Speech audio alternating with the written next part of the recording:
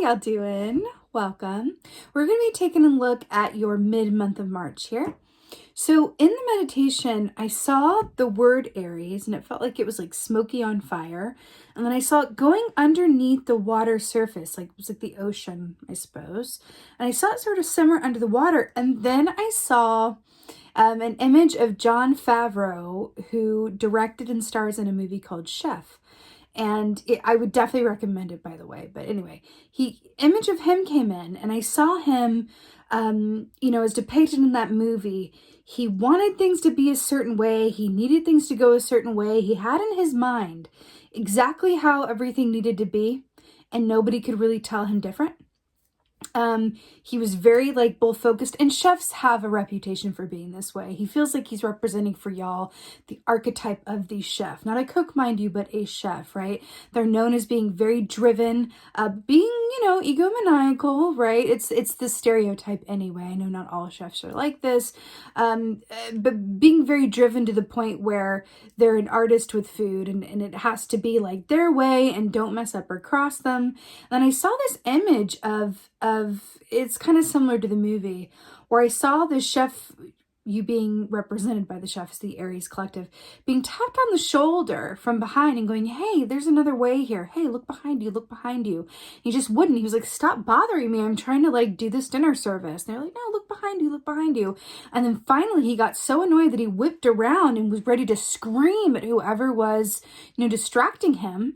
And it turned out to be, in the movie, his ex-wife, who he reunites with, and he turns around and he's like, and so happy. He sees her and they just embrace in this meditation. And I feel like the point with all of that with you guys is that I feel like there's an invitation. This is also lining up to the weekly energy that I did from March 7th to March 14th, which you may want to take a look at because it feels a bit similar to what I'm getting for y'all.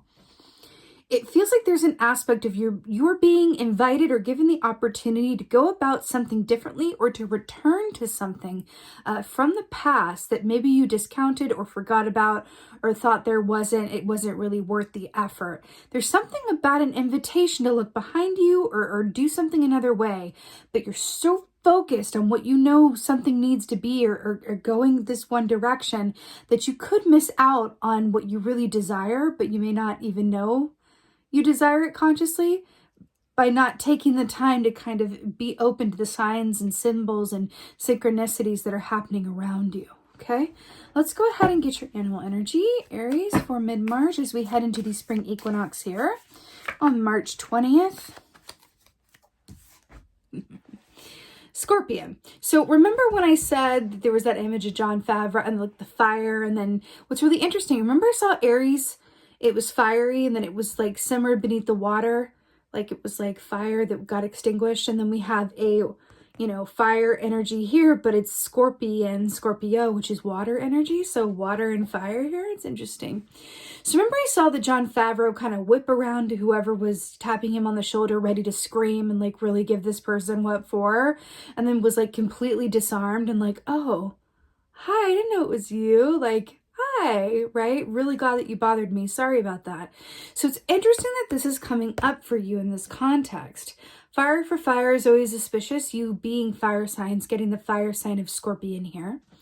This energy also equates to a 5 of Swords energy, which means acting out of your own best interest or others around you, not coming from a place of integrity. Either way, this is an intense energy for you for mid-month, which lines up with what I saw. I feel like this also comes up a lot when someone needs to be alone. Oftentimes when Scorpion medicine is about, the question is, would you rather sting yourself or others around you who are innocent, right? So I always say when Scorpion comes up, take some time to diffuse yourself on your own. Take a lot of alone time as needed, right?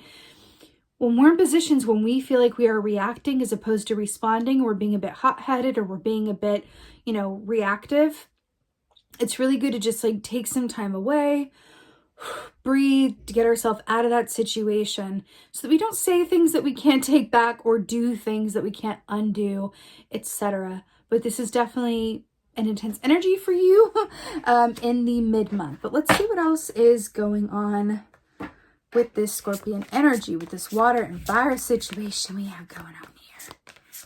Let's see what's going on.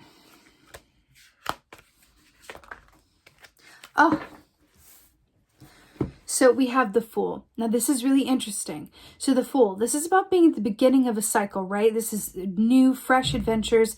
This is the beginning of something. This is the beginning of a journey.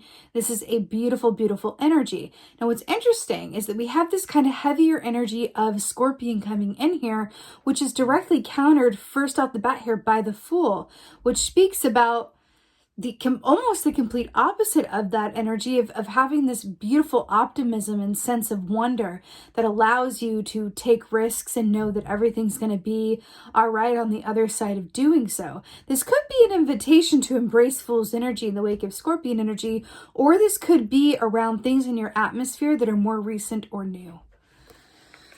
Let's see what else is going on. The Fool there. See what else is going on, Aries. Okay. So we have the Two of Swords here. This has really been coming up a lot in this round of readings, interestingly enough. So Two of Swords is about a meeting together of the head and the heart for a conference, right? We assume the Two of Swords position, right? Which makes it different from the Four of Swords in the sense that we assume the Two of Swords position in order to gain clarity. But clarity is not gained just from the mind. Clarity is not gained just from the emotions. True clarity is gained, right? True perspective is gained when the head and the heart are on the same page. That's why we assume this position. We blindfold ourselves. We go inside the blue ribbons representing communication and truth. And we under the moonlight as well, and we really allow ourselves access to the truth that exists within us if we only take the time to be still. A beautiful tagline of this key could be, the answers lie in the stillness. So it's really interesting how we had the beginning of a journey here, and then at the midpoint we have a need to sit down and really consider our options further, right? So this could definitely be around a new opportunity that's come to you, or a new relationship, or something that's on the horizon or just manifested for you that it has required from you to take a leap of faith, or there's been some sort of risk involved. Okay, let's see what else is going on. This is your advice when you're coming up against Scorpion energy too, right? That and or the Hermit, I would say. What else is going on?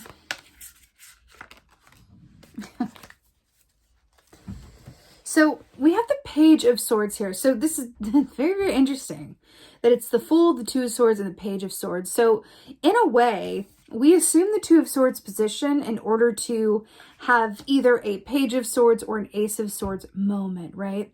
Page of Swords is about clarity. It's about insights. It's about helpful information about yourself and or others, right? But at the end of the day, this is about information that in order to have access to it, one must be open-minded and willing to listen and hear, right? Think about that Jon Favreau, that chef stereotype, that energy of, I know what's right and wrong. I'm going to go about it my own way. I don't want to feel the tap on the shoulder. This could be coming in as representing the tap on the shoulder as things that you know to be true, but don't necessarily want to face, or advice that you get or have gotten that really was good advice, but you just didn't want to take it at the time. Could be worth revisiting that, right? But there's truths, there's revelation, there's wisdom that you want to seek, answers that are on the horizon. But in order to seek them, there's this aspect of being willing to really be open that it may take a different shape or form than you would have previously considered or thought, right? I'm hearing that open-mindedness is the key for you during this time. It's about open-mindedness. The more open-minded you are, the farther you'll go. The Fool.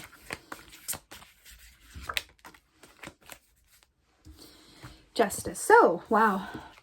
Major to clarify, major. To clarify the Fool, we have the Justice key, which is it's beautiful Libra energy, right? Which is about everything being as it's meant to be, but this is about equality, fairness, balance, right? I feel like there's this really interesting aspect here where you've begun something, you're in the midst of something where you feel like this was either a long time coming, or it's your right to be there, or it's something that you've really well earned, right? But it just feels really, again, like that chef energy, just very, very sure of how things ought to be or how things need to go. And no one can really tell you any differently with this Justice key. It's interesting.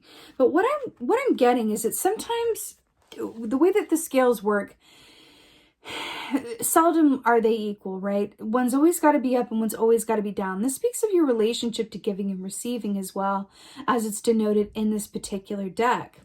So it's about, the question that comes up with this is, are you more comfortable giving or receiving?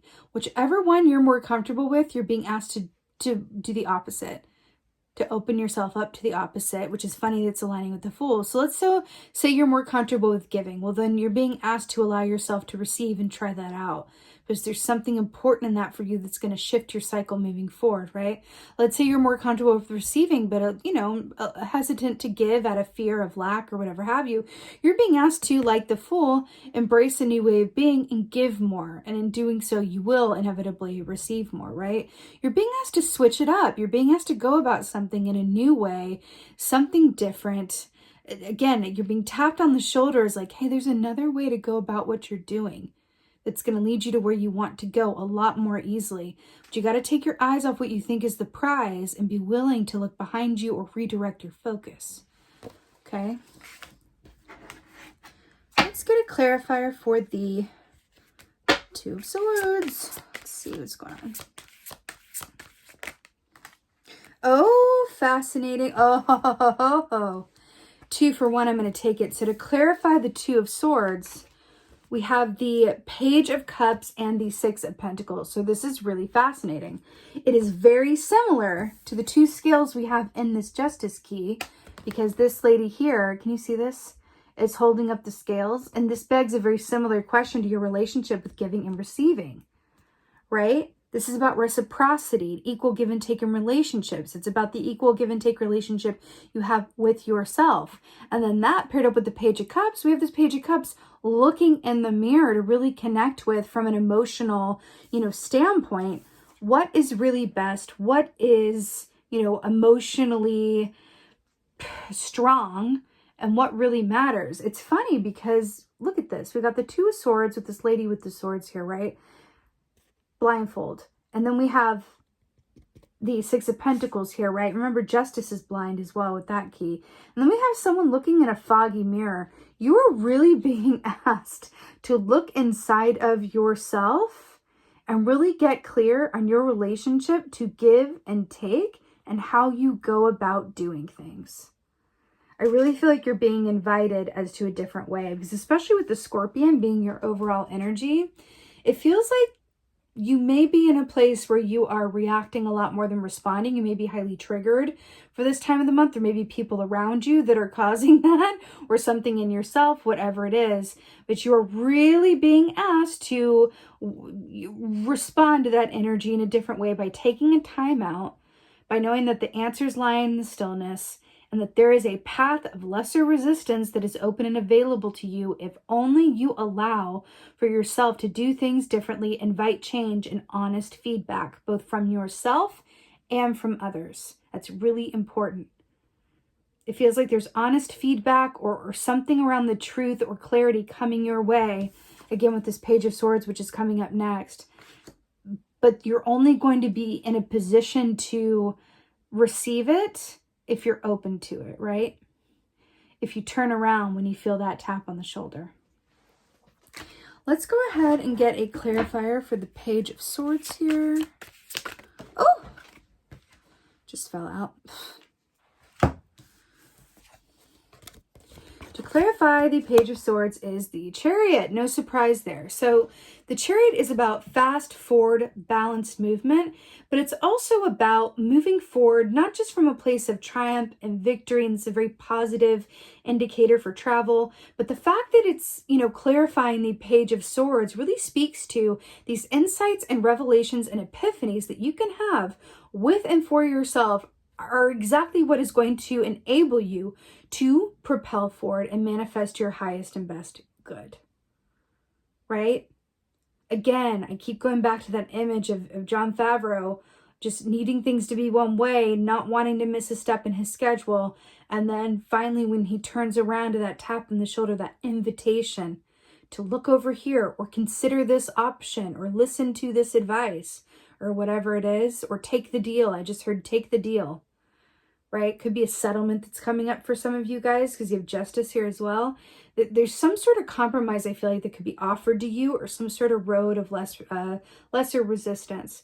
And you're being asked to open your mind up enough to it, because sometimes it's the change up. Sometimes it's allowing yourself to compromise on things that enables you to really propel forward. Sometimes, and maybe for perhaps some of you, it's about taking one step back to get 6 steps ahead, right? It feels really important. Let's go ahead and get a clarifier. I'm feeling like this one. Let's see. Ooh. Oh, I love this. Okay. So we have the winged ones, which says angelic help, miraculous aid. Angelic help, miraculous aid. Now, what is really interesting about this is we're talking about aid, help, insights, advice, opportunity that comes from that tapping on the shoulder, right? But allowing yourself to be, open enough and willing enough to accept that help, accept that opportunity, right? So it's really interesting. I do feel, this is reminding me of the justice key as well. I do feel like there is this aid that is tapping you on the shoulder, which is, whether this is the form of, winged ones, which are people in your life that are there to help you and be a support system to you, or from the actual angelic realm, the universe, that are there actually uplifting and guiding you. But it feels like the path that you are on, or the way in which you are going about things, is not the highest and best way. There is a better way, there's an easier way, there's a more fulfilling way that may feel like it's taking a step away from or around where you really want to go, but in fact, it's meant, this is an adjustment that wants to come so that you can propel forward into your highest and best good. And you're being asked to be open enough and willing enough, with eyes open enough, to really accept it as it comes. Back to the Scorpion energy of, being alone, and the Two of Swords. I feel like this is just another, right? Because angels, for example, in lore and in stories, only appear to people really for the most part when they're alone. So I feel like there's something here about taking that time alone, and seeing what comes as a result of it. It's like allowing yourself to be clear of the noise and fuss and schedule, in order to really have access to this help that wants to come to your aid, really. And it feels really lovely. But there is like a rhyme and reason and a greater order to what's going on for you. And I feel like back to that 6 of Pentacles and the Justice, you're really being asked to receive help. If you're a great receiver, then give some help, offer it to others. And in doing so, that reroutes you forward in an even better way than the route that you were currently on, that you were convinced was the best one. But aha, there's a better one, right? So something in that for you. All right, my darlings, I'm wishing you a very happy mid-March, a beautiful spring equinox in the Northern Hemisphere. Thank you guys so very much for being here. And as always, and most of all, thank you for being you. And be well. Until next time.